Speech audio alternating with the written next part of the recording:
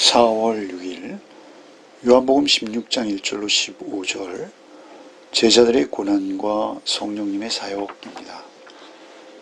이제 예수께서 제자들이 세상에서 당할 그 고난, 그 어려움을 미리 경고하시는 것이죠. 그럼에도 불구하고 성령께서 오셔서 그들을 인도하셔서 그 고난 가운데서도 그들이 그 실상을 바르게 알고 대처해 나갈 수 있도록 은혜를 베푸시겠다라는 내용이 오늘 본문인 것이죠. 먼저 1절로 4절을 읽겠습니다. 내가 이것을 너희에게 이루면 너희로 실족하지 않게 하려 함이니 사람들이 너희를 출교할 뿐 아니라 때가 이르면 무릇 너희를 죽이는 자가 생각하기를 이것이 하나님을 섬기는 일이라 하리라. 그들이 이런 일을 할 것은 아버지 하나를 알지 못함이라. 오직 너에게 이 말을 한 것은 너희로 그때를 당하면 내가 너에게 말한 이것을 기억나게 하려 함이요. 처음부터 이 말을 하지 아니한 것은 내가 너희와 함께 있었음이라. 1절에 보시면 내가 이것을 너희에게 이름은, 여기서 이것은 무엇입니까? 그것은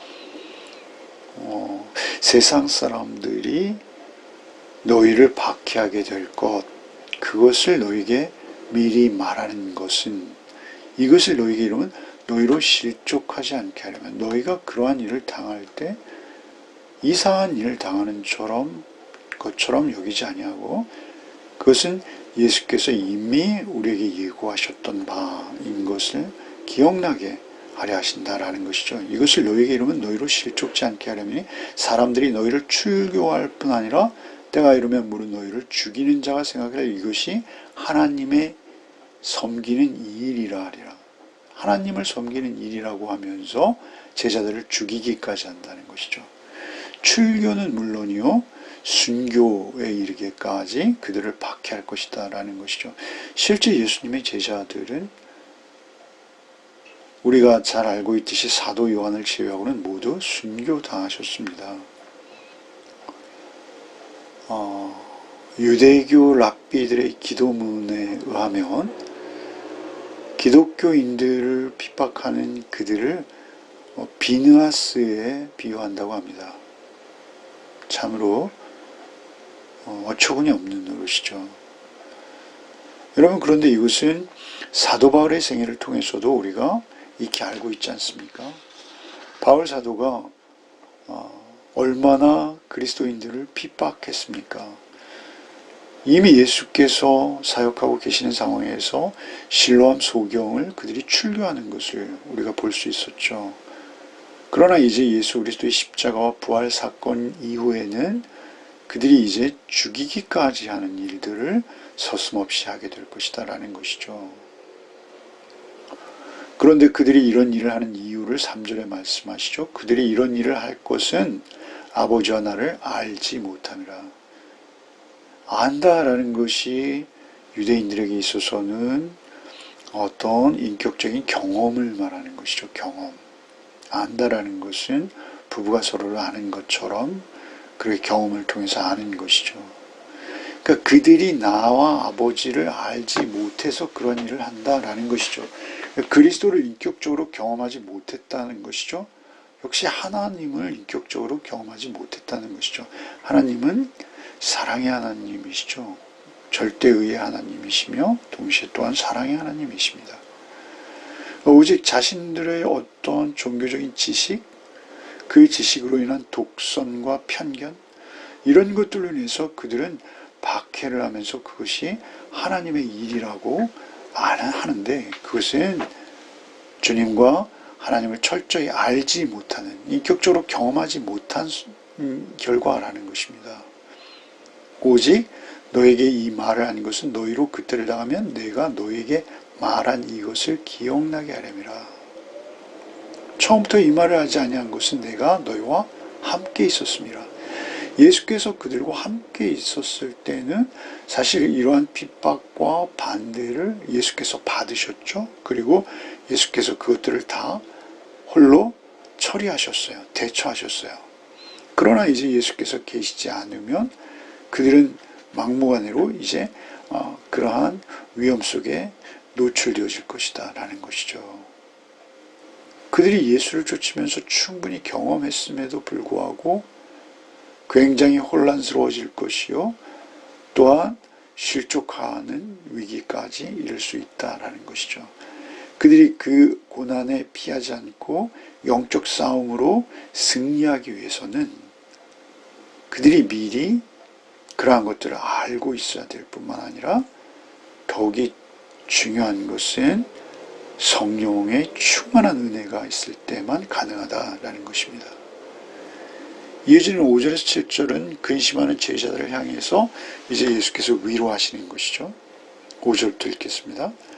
지금 내가 나를 보내신 이에게로 가는데 너희 중에서 나더러 어디로 가는지 묻는 자가 없고 도리어 내가 이 말을 함으로 너희 마음에 근심이 가득하였도다. 그러나 내가 너에게 실상을 말하노니 내가 떠나가는 것이 너에게 유익이라. 내가 떠나가지 아니하면 보혜사가 너에게로 오시지 아니할 것이요 가면 내가 그를 너에게로 보내리니. 예수께서 지금 내가 나를 보내신 이에게로 간다라고 말씀하시죠. 계속 반복해서 말씀하시는 것이죠. 그런데 묻는 자가 없고 도리어 내가 이 말을 함으로 너희 마음에 근심이 가득하다 이렇게 말씀하시죠. 묻는 자가 없지 않았죠. 우리가 지난 주일날 말씀을 나눈 내용이 무엇입니까? 그것은 베드로와 도마가, 베드로는 내가 어디에 가든지 내 생명이라도 아끼지 아니하고 주만 따르겠나이다 라고 말했던 것이고, 도마도 역시 어디로 가시는지 물었거든요. 그런데 그들의 물음이 너무나 피상적이라는 것이죠. 진지하게 예수께서 장래일을 어떻게 예고하시는지 이해하려고 그들은 시도하지 않았습니다. 막연하게 생각하는 수준이었죠. 7절에 그러나 내가 너에게 실상을 말하노니 내가 떠나는 것이 너에게 유익이라. 내가 떠나지 아니하면 보혜사가 너희로 오시지 아니할 것이요 가면 내가 그를 너에게 보내리니. 그러니 사실 예수께서 그들을 떠나시는 게 훨씬 더 유익하다라는 것이죠. 그들에게 기쁨이 된다는 것입니다.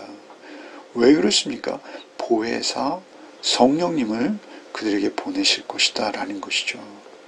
보혜사 성령님이 비로소 그들을 구원의 확신으로 인도할 것이요 또한 이 땅 가운데에서 그 어떠한 고난 속에서도 성령님과 동역함으로 인해서 그들의 사역을 더욱 힘있게 펼쳐나갈 수 있도록 성령께서 인도하실 것이다 라는 것이죠. 그래서 너에게 유익이다 라고 말씀하시면서 이제 8절에서 10절에서는 이제 보혜사 성령님이 오셔서 세상을 책망하실 것을 말씀하시고, 그리고 이제 12절로 15절에서는 제자들을 진리 가운데로 인도하셔서 사역을 감당케 하실 것이다 라고 말씀하시는 것이죠.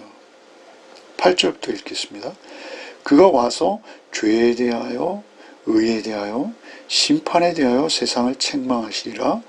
죄에 대하여라 함은 그들이 나를 믿지 아니하며 의에 대하여라 함은 내가 아버지께로 가니 너희가 다시 나를 보지 못하며 심판에 대하여라 함은 이 세상 임금이 심판을 받았음이라. 특별히 세 가지 죄에 대하여 의에 대하여 심판에 대하여 세상을 책망하실 것이다. 성령께서 오시면 세상을 책망하시는데 첫째는 죄에 대하여라 말씀하시죠. 죄에 대하여라면 그들이 나를 믿지 아니하며, 그러니까 예수 그리스도를 믿지 않는 거예요. 그것을 성령께서 첫 번째 책망하실 것이다 라는 것이죠. 성령님께서 사실 오셔서 말이죠. 예수를 믿지 않는 것에 대해서 그들을 책망하신다면 그들에게는 큰 복이죠. 그리고 그 책망을 받아서 그 책망 앞에 무릎 꿇을 수 있다면 그들은 거듭날 수도 있는 것이죠. 어쨌든 그렇게 그들이 반응하던, 깨닫게 함에도 불구하고 반응하지 않던 성령께서는 죄에 대해서 책망하실 것이다 라는 것이죠. 예수를 믿지 않는 것은 사실은 하나님을 거부하는 것이죠. 예수 그리스도는 하나님 자신이시기도 하십니다. 그 하나님을 거부한 것이 죄죠. 그것이 결국 우리 인류의 근원적 죄입니다. 성령이 오시면 예수를 믿지 않는 것을 책망하시고요. 두 번째는 의에 대하여라 함은 내가 아버지께로 가니 너희가 다시 나를 보지 못하며 라고 말씀하시죠. 이것은 세상의 의가 잘못되었다라고 말씀하시는 것으로 이해할 수밖에 없습니다. 표면적으로 십자가에서 죽으신 예수는 세상적인 시각으로 보면 죄인입니다. 유죄 판결을 받고 당시의 최고 법정에서 사형 언도를 받은 끔찍한 죄인이죠. 그리고 성경적으로 봐도 하나님의 저주를 받은 자이죠. 신명기에 나무에 달린 자마다 저주를 받았다 하지 않습니까? 그래서 예수 그리스도의 사역은 모두 실패로 끝난 것처럼 보입니다. 그러나 사실 그 이면에는 그 진실은 전혀 다르죠. 그 진실은 십자가로 하나님의 오래된 구원 계획이 성취되는 것입니다. 그것이 온 기독교의 핵심인데요. 예수의 십자가와 부활, 그 보내신 하나님의 뜻을 완성하기 위한 예수 그리스도의 완전한 순종의 길. 그로 인해서 예수께서 하나님 보좌 우편으로 오르셨을 때 그들은 이제 더 이상 예수 그리스도를 뵐 수 없게 되었죠. 세상을 향해 예수 그리스도의 죽음의 의미와 또 그 죽음의 십자가의 처형을 사실은 예수께서 행한 것이죠. 그 행한 예수의 순종과 그 사역의 완성을 선포하는 것입니다. 그것이 성령께서 의에 대하여 하시는 일이신 것이죠. 세 번째는 심판에 대하여라면 세상 임금이 심판을 받았습니다 라고 하시죠. 세상 임금, 그것은 무엇이냐? 마귀죠. 사단이죠. 외형적으로 보면 이것도 역시 세상 임금이 오히려 예수 그리스도를 심판하신 것처럼 되었지만 사실은 그 심판의 이면적 심판은 무엇입니까? 예수께서 세상을 심판하신 것입니다. 죄와 죽음으로 상징되어지는 사단, 그는 거짓말과 함께 사단의 강력한 무기로 예수를 십자가의 죽음에 이르게 한 것이죠. 그러나 그 죽음은 완전히 무력한 것이죠. 오히려 예수께서 그 죽음을 깨뜨리고 부활하심으로써 예수님께서 사단을 짓밟고 승리케 되시는 것이죠. 세상의 조롱에 대해서 오히려 예수께서는 심판하신 것입니다. 그래서 세상 임금, 세상 왕이 오히려 이긴 듯하나 진 것이죠. 그것을 성령님께서 책망하신다는 것입니다. 심판에 대하여는 이 세상 임금이 심판을 받았습니다. 그러니까 이미 심판을 받은 거예요. 세상 임금은, 마귀는, 사단은. 성령께서는 그것을 우리에게 깨우쳐 주시는 것이죠. 그리고 그것을 드러내는 것이죠. 그것을 확정짓는 것입니다. 이제 나머지 12절부터 15절 말씀은 제자들을 이 모든 진리 가운데로 성령께서 인도하실 것이다 라는 것이죠. 12절부터 읽겠습니다.